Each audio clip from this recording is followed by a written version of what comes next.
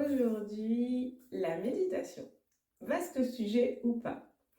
Moi, j'entends souvent, quand je parle de la méditation, euh, des gens qui me disent «Oh, j'arrive pas jamais à faire le vide» ou «Je n'y arrive pas».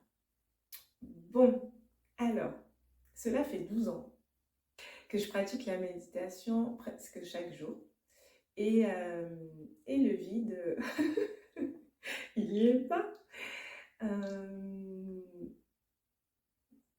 Quand même, pour un HPI en quête de réussite, d'exigence, le rapport à l'effort, c'est pas trop le truc. On aimerait que ça aille.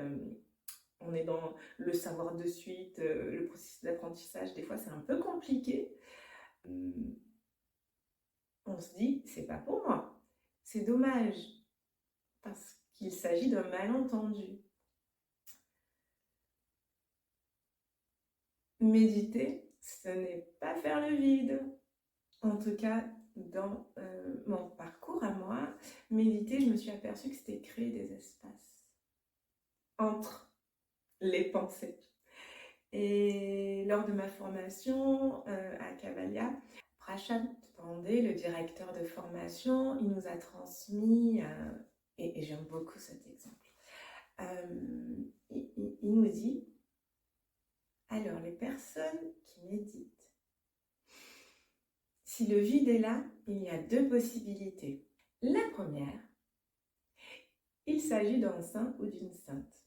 Bon, alors peut-être toi, mais moi, c'est pas ça. Et la deuxième, c'est qu'il y a un contrôle, une maîtrise de la pensée à tel point qu'il n'y a plus de pensée. Donc, si les pensées sont là, en fait, tout va bien. Mais alors, qu'est-ce qui change? Ce qui change, c'est comment les pensées se présentent et comment on les observe et on les laisse passer. Et méditer, ça ne s'enseigne pas. Ce qui se passe, c'est que le yoga nidra, les pranayamas, donc la relaxation, les techniques de respiration, et aussi les asanas, les postures, vont préparer aux meilleures conditions, préparer le corps et l'esprit aux meilleures conditions pour pouvoir entrer en méditation. Et les meilleures conditions, toi aussi, tu peux en trouver qui te conviennent. Ça peut être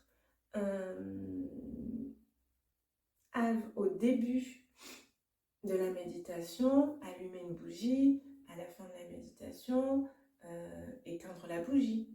Ça peut être le faire toujours dans le même endroit. Ça peut être un gong de bol tibétain au début, un gong de bol tibétain à la fin. Ça peut être quand tu démarres, que tu t'installes, venir pincer le pouce et l'index. Et quand tu sors de la méditation, pincer à nouveau, comme un enregistrement dans le corps et un automatisme qui permet d'entrer en méditation. Et puis ça peut être d'autres auxquels j'ai pas pensé, mais qui te soutiennent. Et puis l'autre petit cadeau, en fait pour la méditation, pour commencer, il y a juste à commencer. Et sans jugement et sans notion de temps. Pas en disant, bon, premier jour je fais 1 minute, deuxième jour je fais 2 minutes, troisième jour je fais 3 minutes, ou premier jour je fais 20 minutes, demain je fais pas.